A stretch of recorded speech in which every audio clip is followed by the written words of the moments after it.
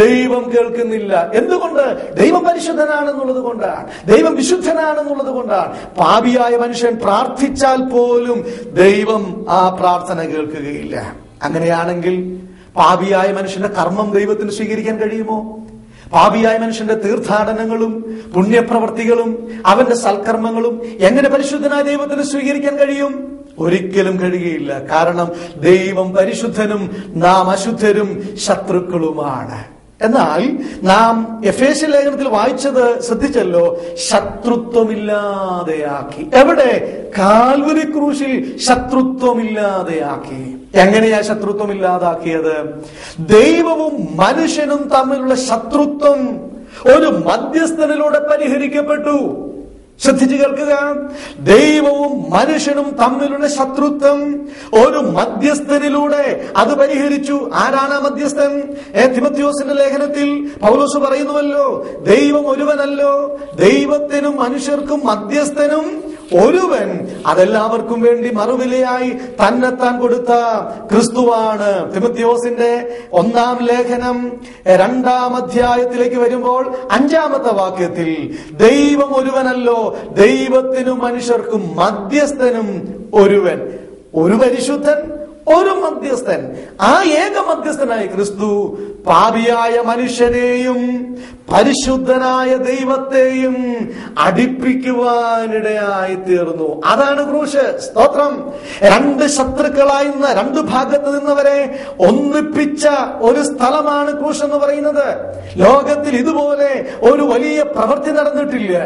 ഇതുപോലെ രക്ഷാമാർഗമുണ്ടായിട്ടില്ല. ഇതുപോലെ രക്ഷാ പദ്ധതി ആരും തയ്യാറാക്കിയിട്ടില്ല. പാപിയായ മനുഷ്യനെയും പരിശുദ്ധനായ ദൈവത്തെയും ഒന്നിപ്പിക്കുവാനിടയായി. എവിടെ? ക്രൂശിൽ. ക്രൂശിൽ ശത്രുത്വമില്ലാതെയാക്കി. സ്നേഹിത, ഇന്ന് ദൈവത്തിന്റെ ശത്രുവായി നീ ജീവിക്കുന്നുവെങ്കിൽ ഈ യാഥാർത്ഥ്യം ഇന്നും ഒന്ന് മനസ്സിലാക്കണം. താങ്കളുടെ ശത്രുത്വം ക്രിസ്തു ക്രൂശിൽ പരിഹരിച്ചു തന്നു. ഇനി ദൈവത്തോട് ശത്രുവായി നടക്കാൻ ആവശ്യമില്ല. ദൈവത്തിന്റെ മുഖം, ദൈവത്തെ കാണാതെ ദൈവത്തെ അന്വേഷിക്കാൻ നടക്കാൻ ആവശ്യമില്ല. ദൈവിക ചിന്തയില്ലാതെ നടക്കാൻ ആവശ്യമില്ല. എല്ലാ ശത്രുത്വവും ക്രൂശിൽ തീർത്തു തന്നു. ഒരുപക്ഷെ ഈ ലോകത്തിലെ ഏറ്റവും വലിയ ഒരു മോശക്കാരനായി, കുടുംബത്തിൽ ഒരു വലിയ തലവേദനയായി, സമൂഹത്തിൽ ഒരു വലിയ മോശക്കാരനായി, കൊടിയ മദ്യപാനിയായി, ഒരു വേശ്യാസ്ത്രീയായി, അല്ലെങ്കിൽ ഒരു അനുസരണം കെട്ട മകനായി, സമൂഹത്തിൽ താന്തോന്നിയായി ജീവിക്കുന്ന ഒരു മനുഷ്യനായിരിക്കാം താങ്കൾ. ദൈവത്തിന് ശത്രുവായി ജീവിക്കുന്ന ആളുകളായിരിക്കാം താങ്കൾ. അനേക സുവിശേഷകന്മാർ ഉപദ്രവിച്ച ഒരാളായിരിക്കാം. അനേക സുവിശേഷ യോഗങ്ങളെ അലങ്കോലപ്പെടുത്തിയ ഒരാളായിരിക്കാം. അനേകർക്ക് പ്രശ്നമുണ്ടാക്കിയ ഒരു മനുഷ്യനായിരിക്കാം താങ്കൾ. ഒരുപക്ഷെ താങ്കൾ ചിന്തിക്കും, ദൈവത്തിന് എന്നെ സ്വീകരിക്കാൻ കഴിയുമോ? എന്റെ പാപം ക്ഷമിക്കാൻ കഴിയുമോ? എന്നെ അവിടുത്തെ മകനായി സ്വീകരിക്കാൻ കഴിയുമോ? യെസ്, ഞങ്ങൾ പറയട്ടെ, യേശുക്രിസ്തുവിന് മാത്രമേ അതിന് കഴിയുള്ളൂ. കാരണം താൻ ക്രൂശിൽ ശത്രുത്വമില്ലാതെയാക്കി. ഇനി ഒരിക്കലും ദൈവത്തെ മറന്നുപോകാൻ ആവശ്യമില്ല. ദൈവത്തെ അനുസരിക്കാതെ ജീവിക്കാൻ ആവശ്യമില്ല. ദൈവം നിങ്ങളെ സ്നേഹിക്കുന്നു, ശത്രുത്വമില്ലാതെയാക്കി. അതുകൊണ്ട് തന്നെയാണ് ഞങ്ങൾക്കും ആരോടും ശത്രുതയില്ലാത്തത്. എന്തെല്ലാം പറഞ്ഞാലും, എന്തോരം ചീത്ത പറഞ്ഞാലും, എവിടെ നിന്നൊക്കെ ഞങ്ങളെ ഓടിച്ചാലും ഞങ്ങൾക്ക് ആരോടും വൈരാഗ്യമില്ല. ഞങ്ങൾക്ക് ആരോടും ശത്രുതയില്ല. ഞങ്ങളെ ഞങ്ങൾ പലപ്പോഴും കൊള്ളുന്നു. എന്തുകൊണ്ട്? ഞങ്ങൾക്ക് ശത്രുത്വമില്ല എന്നുള്ളത് കൊണ്ടാണ്. പ്രിയമുള്ളവരെ, ഞങ്ങൾ ആരും പ്രശ്നക്കാരല്ല. ദൈവമക്കളാരും പ്രശ്നമുണ്ടാക്കുന്നവരല്ല. ഒരിടത്തും ഒരു ദൈവമകൻ പ്രശ്നമുണ്ടാക്കിയെന്ന് ഒരു നേതാവും ഒരു കോടതിയും ഒരു പോലീസ് ഉദ്യോഗസ്ഥരും പറഞ്ഞിട്ടില്ല. കാരണം ഞങ്ങളുടെ ഗുരു അത് ഞങ്ങളെ പഠിപ്പിച്ചിട്ടില്ല. ഞങ്ങളുടെ കർത്താവ് പറഞ്ഞത് എന്താണെന്നറിയാമോ? വാളെടുക്കുന്നവൻ വാളാൽ നശിക്കും. യേശു പത്രോസോട് പറഞ്ഞത് നമുക്കറിയാം. വാൾ ഉറയിലിടുക എന്നാ പറഞ്ഞത്. വാളെടുത്ത് കൊല്ലാനുള്ളതല്ല, ശത്രുത പുലർത്താനുള്ളതല്ല, അവരന്റെ നേർക്ക് ഓങ്ങാനുള്ളതല്ല, സഹോദരന്റെ നെഞ്ച് തിറക്കാനുള്ളതല്ല. വാൾ ഉറയിലിടുക. ശത്രുത്വമായി ജീവിക്കാൻ ആവശ്യമില്ല, മിത്രമായി ജീവിക്കാൻ. താങ്കൾ ഏത് മതത്തിൽ, ഏത് ഭാഷയിൽ, ഏത് കുലത്തിൽ, ഏത് സമുദായത്തിൽ, അതല്ല ഇവിടുത്തെ വിഷയം. ഞങ്ങൾ അത് ചോദിക്കുന്നില്ല, ദൈവവും അത് ചോദിക്കുന്നില്ല. പക്ഷെ ഇന്നും ദൈവത്തെ അനുസരിക്കാതെ ജീവിക്കുന്ന, ദൈവത്തോട് ശത്രുത്വം പുലർത്തി ജീവിക്കുന്ന ഒരു മനുഷ്യനാണ് താങ്കളെങ്കിൽ, സ്നേഹിത, നിങ്ങളെ ദൈവം സ്നേഹിക്കുന്നു, ഞങ്ങളും സ്നേഹിക്കുന്നു. ദൈവം സ്നേഹമായതുകൊണ്ട് ശത്രുത്വം ദൈവം ഇല്ലാതെയാക്കി. ഏതിൽ സംഭവിച്ച ശത്രുത്വം കാൽവറിയിൽ പരിഹരിച്ചു തന്നു.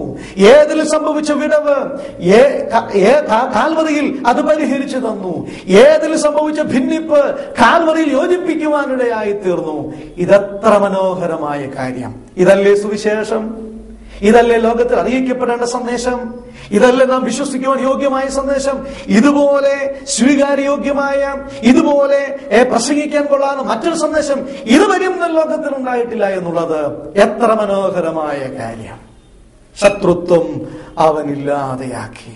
എഫേസ്യർ ലേഖനം 2:14 നമ്മൾ വായിക്കുന്നുണ്ടല്ലോ, വേർപാടിന്റെ നടിച്ചുവർ ഇടിച്ചു കളഞ്ഞു. രണ്ട് തട്ടിൽ നിർത്തിയവരെ ഒന്നാക്കി തീർത്തു. യഹൂദനും ജാതിയും തമ്മിലുള്ള ആ വേർതിരിവ് മാറി, ഒന്നായി മാറി. ദൈവവും മനുഷ്യനും തമ്മിലുള്ള ശത്രുത്വം മാറിയപ്പോൾ സമൂഹവും തമ്മിലുള്ള ശത്രുത്വം മാറി. മനുഷ്യനും തമ്മിലുള്ള ശത്രുത്വം മാറണം. ആ ശത്രുത്വം മാറണമെങ്കിൽ ക്രിസ്തു നിങ്ങളുടെ ജീവിതത്തിൽ വരണം. ദൈവവുമായിട്ട് നിങ്ങളുടെ ശത്രുത്വം മാറുമ്പോൾ മനുഷ്യരോടുള്ള നിങ്ങളുടെ ശത്രുത്വവും മാറും. കർത്താവ് പറഞ്ഞു, ശത്രുക്കളെ സ്നേഹിക്കുവീൻ. സ്നേഹിത, ഇന്ന് നിങ്ങൾ വൈരാഗ്യം വെച്ച്, സഹോദര സഹോദരി, ഇന്നും ശത്രുതയിൽ നിങ്ങൾ അനേകരോട് വെച്ചു പുലർത്തുന്നുവെങ്കിൽ ഇന്ന് വളരെ സ്നേഹത്തോടെ പറയട്ടെ, ദൈവവുമായി നിങ്ങൾ ഒരു നിരപ്പ് പ്രാപിച്ചിട്ടില്ല. ക്രിസ്തുവുമായി ഒരു നിരപ്പ് നിങ്ങൾ പ്രാപിച്ചിട്ടില്ല. അതുകൊണ്ടല്ലേ ഇന്നും പരിഹരിക്കപ്പെടാത്ത പ്രശ്നവുമായി നിങ്ങൾ മുന്നോട്ട് പോകുന്നത്? അതുകൊണ്ടല്ലേ ഇന്നും പരിഹരിക്കപ്പെടാൻ കഴിയാത്ത വിധത്തിൽ നിങ്ങൾ നിരാശരായി മുന്നോട്ട് പോകുന്നത്? എന്നാൽ ഒരു സദ്വാർത്ത, ഒരു സന്ദേശം ഞങ്ങൾ പറയട്ടെ. ദൈവത്തോട് ശത്രുത്വം നീക്കപ്പെട്ട അവസ്ഥയിൽ വന്നാൽ മനുഷ്യരോടും നിങ്ങൾക്ക് സ്നേഹമായി വർത്തിക്കുവാനായി സാധിക്കും. ക്രൂശിൽ സാധിച്ച രണ്ടാമത്തെ സാധ്യത ശത്രുത്വം ഇല്ലാതെയാക്കി. ദൈവത്തിന്റെ മിത്രങ്ങളാക്കി ദൈവം നിങ്ങളെ തീർത്തു. എത്ര മനോഹരം, എത്ര അനുഗ്രഹീതമായ കാര്യം! ഈ സത്യത്തിലേക്ക് നിങ്ങൾ വന്നിട്ടുണ്ടോ? ക്രൂശിലേക്ക് നിങ്ങൾ വന്നിട്ടുണ്ടോ? കടന്നു വരുവാൻ ഞങ്ങൾ നിങ്ങളെ ആഹ്വാനം ചെയ്യുന്നു. ക്രൂശിന്റെ മൂന്നാമത്തെ സാധ്യതയിലേക്ക് ഞാൻ വരട്ടെ. കൊലോസ്യർ ലേഖനത്തിൽ 1-ാം അധ്യായം 20-ാമത്തെ വാക്യം വായിക്കാം. കൊലോസ്യർ ലേഖനം 1-ാം അധ്യായം 20-ാമത്തെ വാക്യം.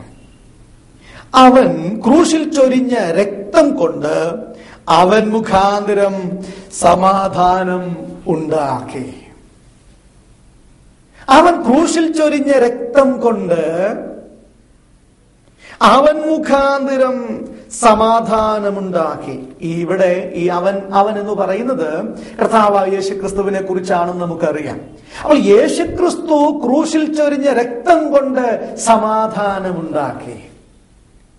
വളരെ ഉറക്കെ പറയേണ്ട ഒരു സത്യമാണിത്. എന്താ? ഇത് അനേകർക്കും ഇല്ലാത്ത ഒന്നെന്ന് പറയുന്ന സമാധാനമാണ്. പണം ആവശ്യം പോലെയുണ്ട്, ആരോഗ്യമുള്ള ഭാര്യയും ഭർത്താവും നമുക്കുണ്ട്, ബുദ്ധിമാന്മാരായ മക്കൾ നമുക്കുണ്ട്, അമ്പലചുംബിയായ മണിമന്ദിരങ്ങളുണ്ട്, ധനത്തിന് യാതൊരു പഞ്ഞവും നമുക്കില്ല, സ്വാധീനതകൾ നമുക്കേറെയുണ്ട്, എല്ലാ സുഖ സൗകര്യങ്ങളും ആർഭാടങ്ങളും നമുക്ക് ലോകത്തിലുണ്ട്. പക്ഷേ മനസ്സിന്റെ ഒരു ഭാഗത്ത് നിരാശ കുഞ്ഞു കിടക്കുകയല്ലേ? സമാധാനമില്ലാത്തൊരവസ്ഥയിലല്ലേ ഇന്ന് നിങ്ങൾ ജീവിക്കുന്നത്? സ്നേഹിതരെ, നമുക്കെല്ലാം ഉണ്ടെങ്കിലും വേണ്ടപ്പെട്ടതായ ഒന്നും ഇന്ന് സമൂഹത്തിലില്ല. സമാധാനം ഇന്ന് മനുഷ്യനില്ല. എവിടെ സമാധാനമില്ല? ഒരു മനുഷ്യനിലും ഇത് കാണാൻ കഴിയുന്നില്ല. അക്രമങ്ങൾ, അനീതികൾ, അരാജകത്വം ഇന്ന് മനുഷ്യനെ വേട്ടയാടിക്കൊണ്ടിരിക്കുകയാണ്. സമാധാനമില്ലാതെ മനുഷ്യൻ പരക്കം പായുകയാണ്. ഇന്നത്തെ യുവതലമുറകളെ കുറിച്ച് പറഞ്ഞാൽ എല്ലാവരും ആഗ്രഹിക്കുന്നത് സമാധാനത്തിന് വേണ്ടിയാണ്. പക്ഷെ കണ്ടെത്തുന്ന മാർഗം അപകടകരമായ മാർഗമാണ്.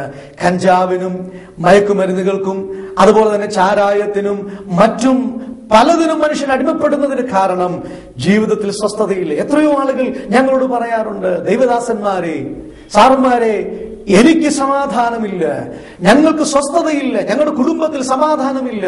എത്രയോ സ്ത്രീകൾ കരയുന്നുണ്ട്, എത്രയോ ചെറുപ്പക്കാർ പറയുന്നുണ്ട്, എത്രയോ പ്രായമുള്ളവർ പറയുന്നുണ്ട്.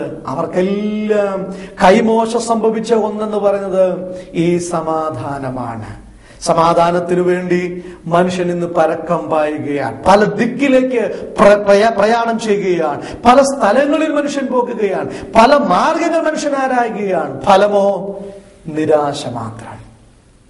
പ്രിയമുള്ളവരെ, എന്നാൽ ഈ വാക്യം നിങ്ങൾക്കൊരു വലിയ ഉത്തേജകമായി മാറട്ടെ. യേശുക്രിസ്തു ക്രൂശിൽ ഒഴുക്കിയ രക്തം കൊണ്ട് സമാധാനം ഉണ്ടാക്കി. നിങ്ങളൊന്ന് ചിന്തിച്ചു നോക്ക്. യേശുക്രിസ്തുവിന്റെ രക്തം ഈ ഭൂമിയിൽ ചൊരിഞ്ഞപ്പോൾ മനുഷ്യർക്ക് സമാധാനം ഉണ്ടാകാനായിട്ടിടയായി. നമുക്കറിയാം, ഒരു നേതാവ് കൊല്ലപ്പെട്ടാൽ, ഒരു രാഷ്ട്രീയ നേതാവ്, പ്രമുഖനായ ഒരു രാഷ്ട്രീയ നേതാവ് കൊല്ലപ്പെട്ടു എന്നിരിക്കട്ടെ, ഇവിടെ സമാധാനം ഉണ്ടോ അതോ അസമാധാനമാണോ ഉണ്ടാകുന്നത്? നമുക്കറിയാം, നമ്മുടെ മാധ്യമങ്ങളൊക്കെ പറയും, അവർ വിളിച്ചു പറയുന്നുണ്ടല്ലോ, അക്രമമുണ്ടായി, അവിടെ ഇവിടെ കല്ലേറുകൾ ഉണ്ടായി, KSRTCയുടെ ചില്ല് തകർത്തു, അല്ലെങ്കിൽ പിക്കറ്റിംഗ് ഉണ്ടായി, ഒരുപാട് സമരങ്ങൾ, ബന്ദികൾ, ഇതൊക്കെ ഒന്നിനു പുറകെ ഒന്നായി നടക്കുകയാണ്.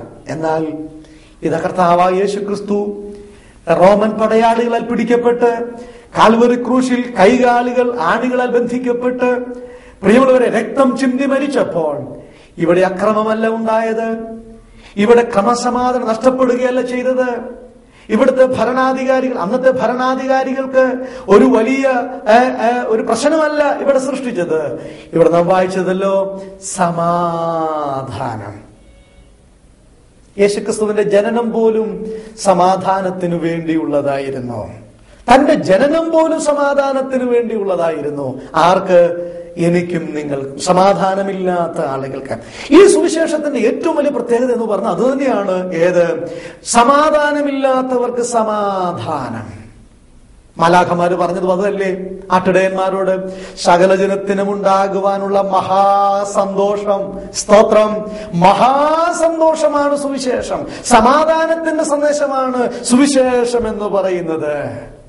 സ്നേഹിത, സമാധാനമില്ലാതെ നീ നട്ടോട്ടം ഓടുന്നുവെങ്കിൽ, സമാധാനമില്ലാതെ ഇന്നും പരക്കം പായുന്നുവെങ്കിൽ, ക്രിസ്തുവിന്റെ ക്രൂശിൽ നിങ്ങൾക്ക് സമാധാനം കണ്ടെത്താൻ കഴിയും.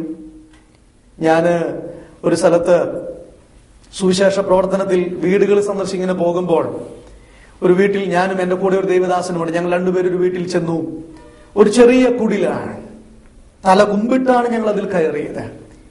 അവിടെ ഇരിക്കാൻ പോലും ഒരു നല്ല സൗകര്യമില്ലായിരുന്നു. പക്ഷെ അവിടുത്തെ അമ്മച്ചി വളരെ സന്തോഷത്തോടെ ഞങ്ങളെ സ്വീകരിച്ചു.